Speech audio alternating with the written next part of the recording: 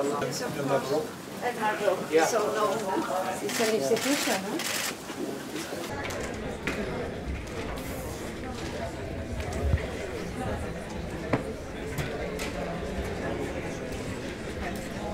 Very great pleasure for us all to welcome Mr. Nikol Phashinyan, the Prime Minister of the Republic of Armenia, for an exchange of views. Prime Minister, welcome to our committee, or as you say in your language, if I'm correctly informed, Bari Galus. Welcome to Brussels, and I think we should really welcome the Prime Minister with a round of applause. It's an honor that he's here.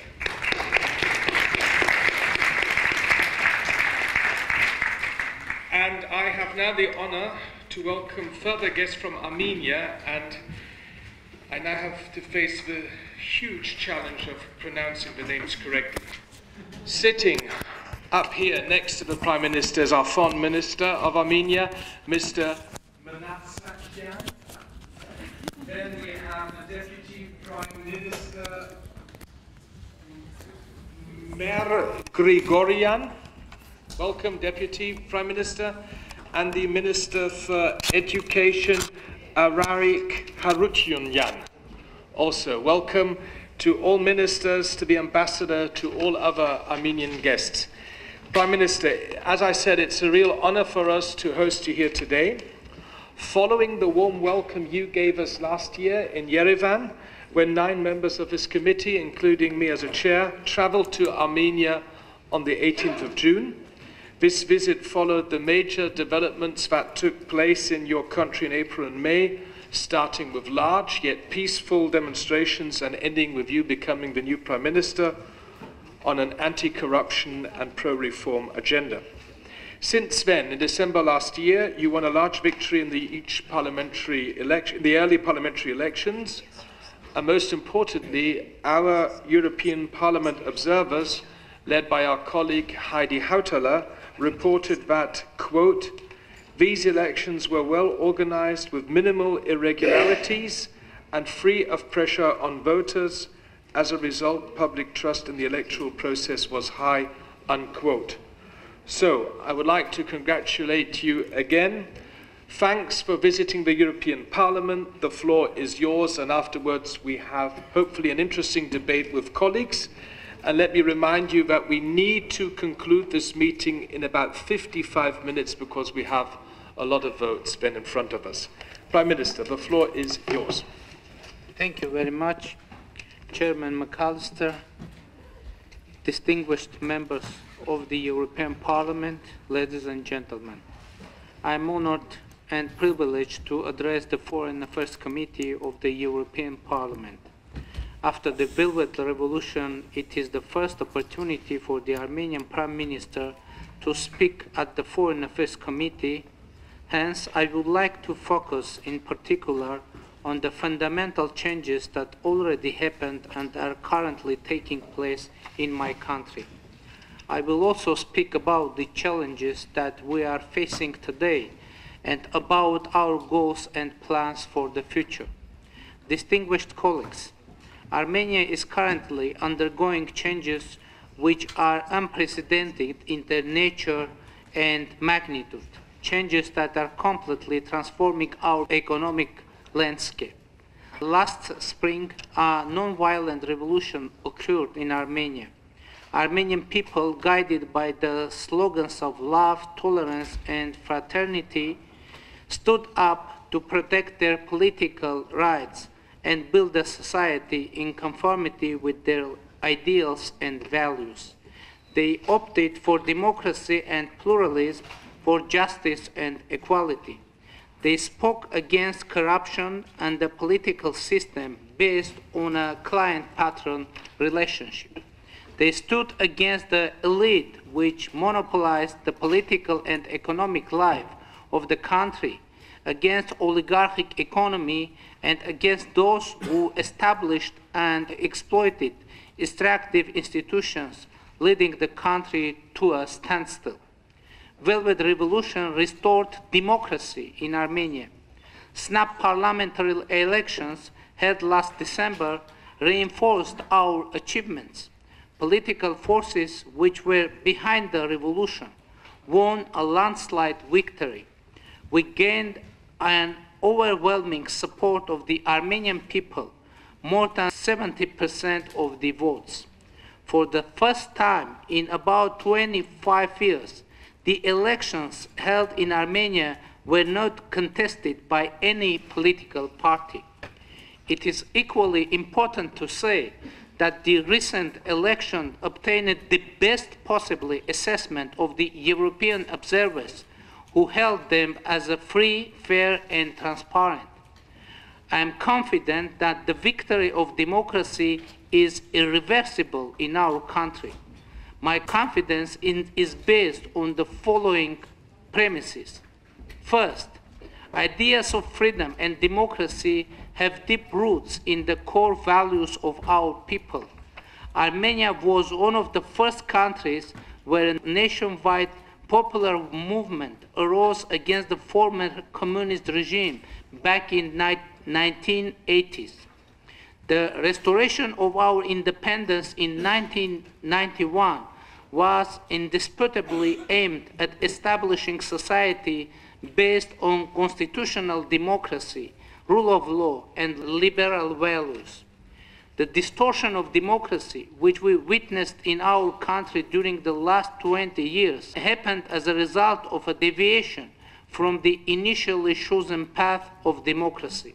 It originated from a wrong and misleading interpretation of our traditional set of values and aspirations. Second, the democratic transformation in our society is based on a wide social demand coming from all layers of the Armenian society and the 6 million strong Armenian diaspora worldwide. This progressive process was born out of the will and aspiration of our people. Moreover, it had nothing to do with outside forces. It did not produce any tectonic shift in our foreign policy, nor originated any changes in our foreign policy strategy.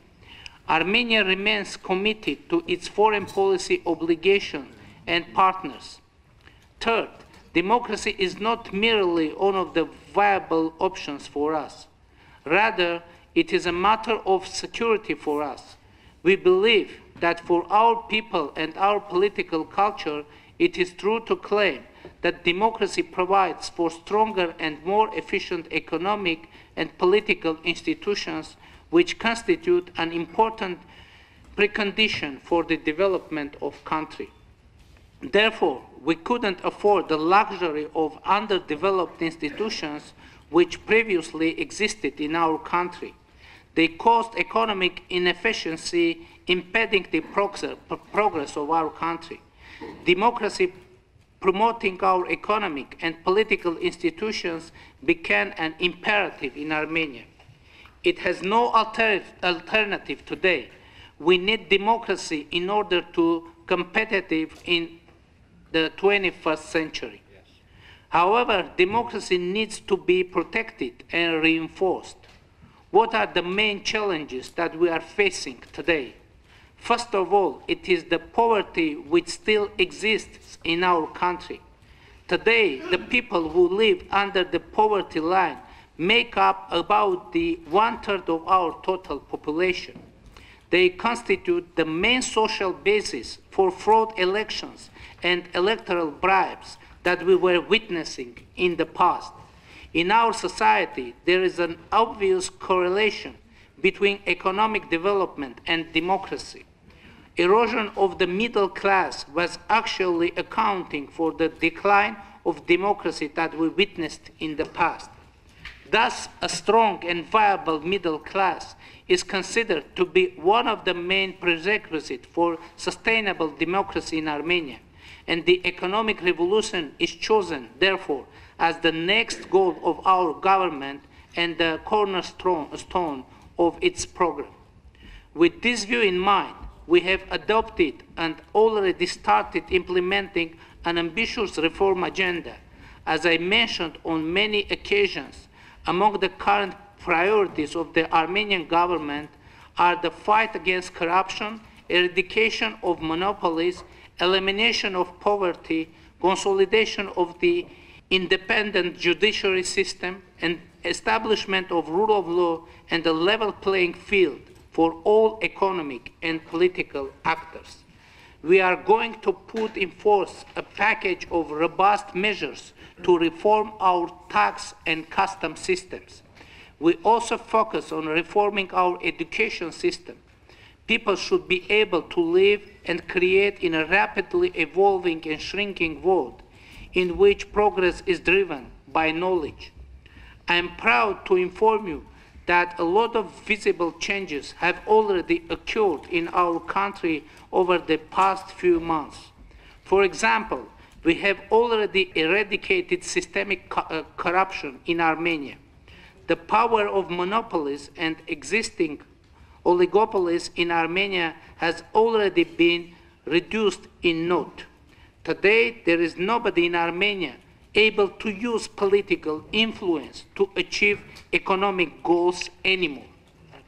Distinguished colleagues, while implementing our reform policy, we are stumbling on obstacles. One thing is clear in this regard: implementation of the comprehensive and enhanced partnership agreement with the European Union is of tremendous importance for success of our reforms. The value and the attractiveness of this initiative are in achieving its objectives exclusively through the implementation of reforms. SEPA is a reform-generating tool. The fulfillment of its provisions will entail qualitative changes in many areas of our society. Taking this opportunity, I would like to assure you that the government of Armenia is resolute to take all necessary measures to implement the SEPA. We are determined to conduct an active and fruitful cooperation with the European Union in all areas of mutual interest. In this regard, I want to note that early ratification of SEPA by the EU member states is crucial for its complete entry into force and further enhancement in our bilateral relations. At this point, more than 1/3 of the member states have already ratified the agreement, and we are hopeful that in the near future, the rest will follow suit. On this matter, we very much count on the Parliament's support and your personal contribution. Within the context of our cooperation agenda, I would also like to mention the visa liberalization dialogue. Opening of the process will greatly contribute to the people-to-people contact and to our cooperation in general. Taking the opportunity, I would like to ask your support in promoting this case, given the fact that Armenia is consistently implementing all requirements on this issue. The financial and technical assistance of the European Union remains critically important for us. We need your support to make robust steps in implementing our reforms. It is obvious that an enhanced assistance of the European Union will help us move forward in a more resolute and decisive way. The wider the scope of the assistance, the faster and smoother the pace of our reforms. Distinguished colleagues, geopolitical and security risks that continue to mar the South Caucasus are the other challenges that we are facing today. They seriously undermine our reform potential. First, unresolved Nagorno-Karabakh conflict and the existing tension in our region create political risks which are significantly affecting the investment attractiveness of our country and the region as a whole. Second, arms race unleashed by our opponents pose additional difficulties for the region of South Caucasus. Today, Armenia has to allocate a large portion of its scarce resources to maintain the peace in the region. It is Armenia which actually bears the economic burden of keeping the existing balance and preventing another outburst of hostilities. Third, closed borders and the continuing transport blockade imposed on our country since early 1990s sharply reduces the possibilities of diversifying our economy. And finally, the sanctions against Iran are also having negative consequences on our economy, reducing the availability of one of two corridors connected Armenia to the rest of the world. Esteemed member of the parliament, as I mentioned the Nagorno-Karabakh conflict, I would like to stress the constructive and balanced approach of the European Union toward this issue. It is our view that the international community should continue to support the peace efforts of the OSCE Minsk Group, especially by sending a clear message that the use of force is impermissible.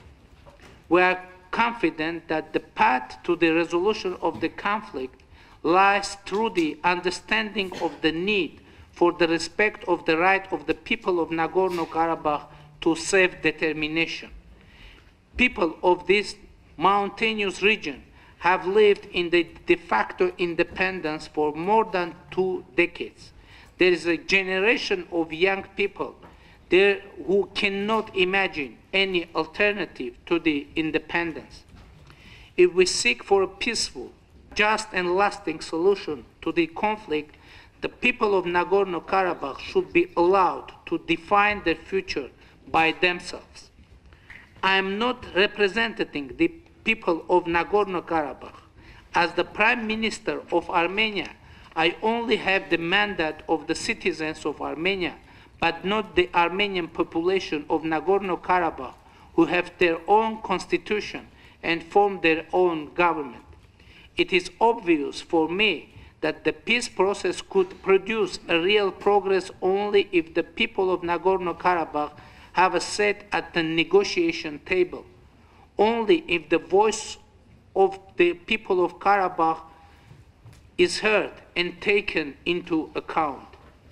Distinguished members of the Parliament, it is our deep conviction that trust between the involved parties is one of the important prerequisites for the settlement of conflicts.